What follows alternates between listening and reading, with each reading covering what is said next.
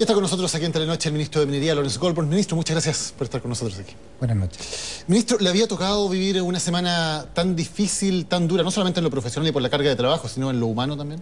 No, la verdad que esa es la carga más importante, pero uno siente una gran satisfacción cuando ve el nivel de entereza que existe entre la familia y los mineros, cuando ve el nivel de compromiso que existe a nivel del gobierno y en particular del presidente con un respaldo absoluto a estas familias. Cuando ve el apoyo de todo el país, uno se siente bastante reconfortado. Por supuesto, la esperanza, la fe, hay que mantenerla siempre. Pero siendo realista, ministro, ¿qué probabilidades hay de encontrar con vida a los mineros? Las probabilidades son bajas, las familias lo tienen claro, ellos son mineros. Aquí se requiere primero haber sobrevivido un derrumbe que no conocemos su magnitud, hasta donde la mina colapsó, y los efectos secundarios de ese derrumbe, no son menores, hay otros efectos. Y luego significa también haber logrado mantenerse con vida si es que hay oxígeno, que entendemos, de acuerdo a los especialistas, nos han indicado que debiese haber aire. Si es que hay agua, los especialistas también nos indican que debiera haber agua porque hay ciertos depósitos en algunos lugares de la mina. Y ya sabemos que comida había para 2 días, que racionada podría haber quizás durado un poco más, pero que no es un tema esencial para la supervivencia en los tiempos que estamos conversando. Y en la eventualidad de que todo se hubiera dado positivamente, que los trabajadores hubieran sobrevivido, que hubieran logrado llegar a este refugio, ¿qué posibilidades reales hay de hacer contacto con ellos?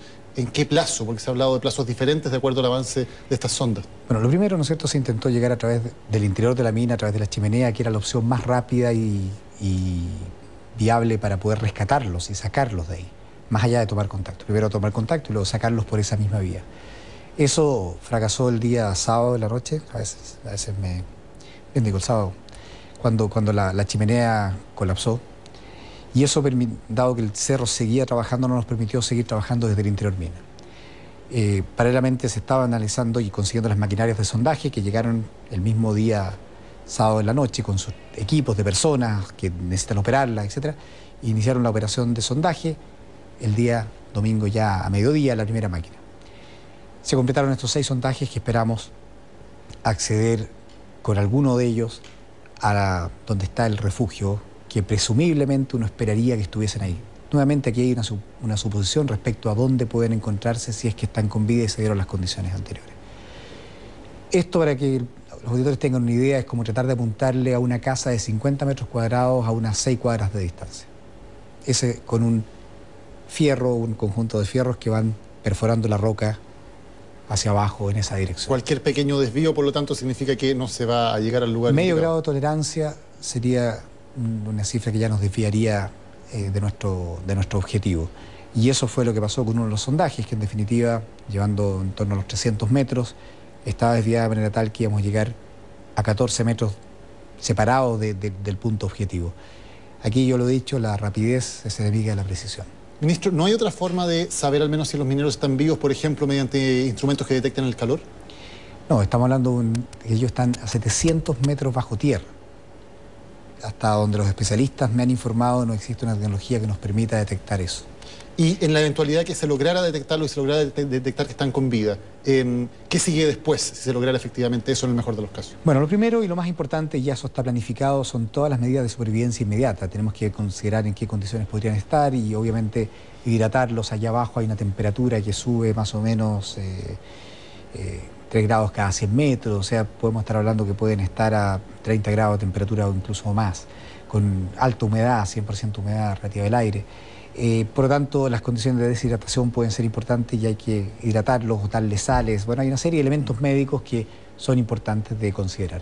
Pero lo primero es darle comunicación, detectar que existen, darle comunicación, alimentación y luego confort. Mire, la verdad que creo que si están con vida, el hecho de tener contacto con el exterior van a tener un ánimo que les va a permitir sobrevivir. Y de hecho, las máquinas perforadoras que probablemente sus vibraciones transmiten hacia abajo, si tenemos la fortuna de encontrarlos con vida, ellos ya están sintiendo eso. Ministro, ¿qué pasa con los dueños de esta mina? ¿Usted ha podido conversar con ellos? Mire, yo he conversado con el gerente de la mina que ha estado en estas faenas. Esta es una faena privada, por tanto la responsabilidad del rescate corresponde también a esta empresa privada. Lo que el gobierno ha estado haciendo es prestar toda la colaboración y todos los equipos técnicos, pero formalmente, en rigor, Este es un tema que debiese ser manejado por la empresa. ¿Y los Sin dueños? embargo, los dueños, alguno por ahí ha tomado contacto, pero en definitiva no hemos estado preocupados de esa materia. ¿Ah? Aquí lo esencial ha sido, y el rol que el gobierno ha tenido en esta materia, es desde el primer minuto hacerse presente y proveer todos los recursos que sean necesarios por instrucción directa del presidente para llevar a cabo este rescate. El gobierno lo que ha hecho es preocuparse de contener a las familias y darles la seguridad y tranquilidad de que van a estar en un lugar que no está habilitado para que ellos estén, van a tener todas las condiciones razonables para que no agravemos el problema. De que todos los técnicos que sean necesarios, todo el equipamiento que sea necesario, toda la tecnología que sea necesaria esté a disposición de este rescate. Y eso ha sido el rol que la intendenta y yo y el gobernador y un equipo gigantesco de personas ha estado cumpliendo en terreno. Además, y en paralelo se empiezan a buscar responsabilidades y a intentar prevenir que se repita algo así en otras circunstancias. ¿Por qué se decidió sacar de su cargo al director de Sernagiomín? ¿De qué se le responsabiliza? A ver, más que un tema de responsabilidad directa, cuya, digamos, que van a ser determinadas a través de un sumario y una investigación, el presidente nos ha instruido en dos temas importantes.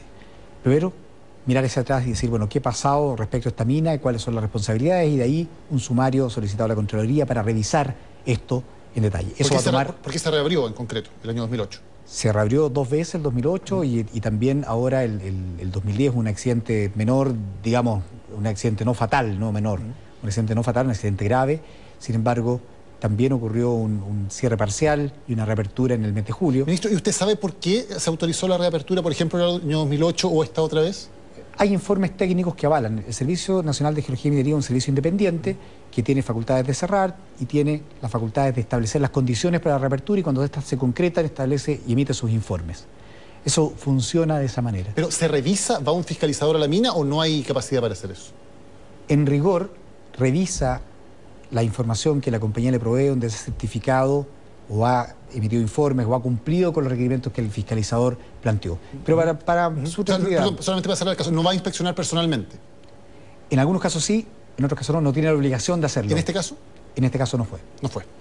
Pero déjeme, por ejemplo, comentarle, el año 2008, si mi memoria no me falla, hubo 2 fiscalizaciones en todo el año a esta mina. El año 2009 hubo una fiscalización a esta mina. Este año, a julio, iban 3 fiscalizaciones a esta mina. Pero en definitiva, el accidente se produjo igual. El presidente nos ha instruido para que revisemos el pasado, busquemos las responsabilidades, analicemos qué ha ocurrido. Hay algunos elementos que llaman la atención, la investigación determinará responsabilidades y sus consecuencias. ¿Qué elementos le llaman la atención, ministro? Hay ciertos oficios que uno se pregunta por qué fueron firmados así o qué ocurrió en particular en ese caso, pero insisto, la Contraloría determinará si esto está correcto ¿Firmado o no. por el director de Sernagiomín de la época? No, han firmado distintas personas, distintos elementos, algunos por oficios, que es un tema que no es muy usual. Hay algunos elementos que hay que analizar en detalle. Lo importante, por un lado, es buscar responsabilidades y lo segundo que el presidente nos ha encomendado es mirar hacia adelante. Y nos dice, señores, aquí necesitamos un Sernagiomín que sea coherente con la necesidad del siglo XXI y con el tamaño y el estatus que tiene la minería en Chile. Hoy no lo es. Para ello, claramente no lo es. Para ello, vamos a reestructurar completamente el Sernagiomín y una de las medidas tomadas fue solicitar la renuncia de su director para abocarnos a esa reestructuración en los próximos meses. Hoy, según dicen los funcionarios, hay 16 inspectores para más de 4.000 faenas mineras. ¿Son los datos que tienen ustedes también? Y me imagino que eso significa que esa cantidad de inspectores podría crecer, que haya más plata finalmente para Sernagiomín, ¿no? Mire, el tema no es solo un problema de cantidad de inspectores, es un tema de facultad, es un tema de recursos, de camionetas, de equipos de radio, de características profesionales, de sistemas de evaluación adecuados. El Sernagiomín, la mayoría de sus funcionarios tiene evaluaciones del 99%, como muchos servicios de la administración pública. Si funciona tan bien, tenemos a todo el mundo evaluado en esos niveles. Entonces, hay que revisar esto más en detalle, hay que reestructurarlo. Y obviamente usted podrá entender que los sueldos también del Sernagiomín tienen que ser coherentes con los sueldos del sector minero. Si usted necesita un ingeniero minero que fiscalice geomecánicos y tienen la posibilidad de competir o trabajar en faenas que le van a pagar bastante más, va a ser difícil, obviamente, tener a los mejores. Entonces, tenemos que revisar en su conjunto la institucionalidad del Sernagiomín. Ministro, el gobierno ya fue a la Contraloría, eso puede determinar sanciones administrativas contra quienes resulten responsables. ¿Habrá también querellas criminales por parte del gobierno? Bueno, hay hoy día establecido un proceso que está llevando adelante el fiscal de la región de Atacama para esclarecer las responsabilidades que existen en materia penal y sin lugar a dudas creo que el presidente va a determinar que si existen este tipo de responsabilidades se persigan hasta las últimas consecuencias. Y que el gobierno se haga parte. El presidente lo determinará, no me cabe duda que va a considerar ese elemento también. Perfecto. Ministro, usted está volviendo mañana ya a Copiapó, ¿no? Sí, el presidente hoy día en nuestra reunión me instruyó para que terminara ciertos elementos que son relevantes de hacer acá en Santiago y me vaya lo antes posible, y eso espero que sea mañana, directamente a Copiapó. Bueno, mucha suerte, ojalá tengamos buenas noticias desde allá. Gracias, ministro, por haber estado con nosotros. Hasta pronto.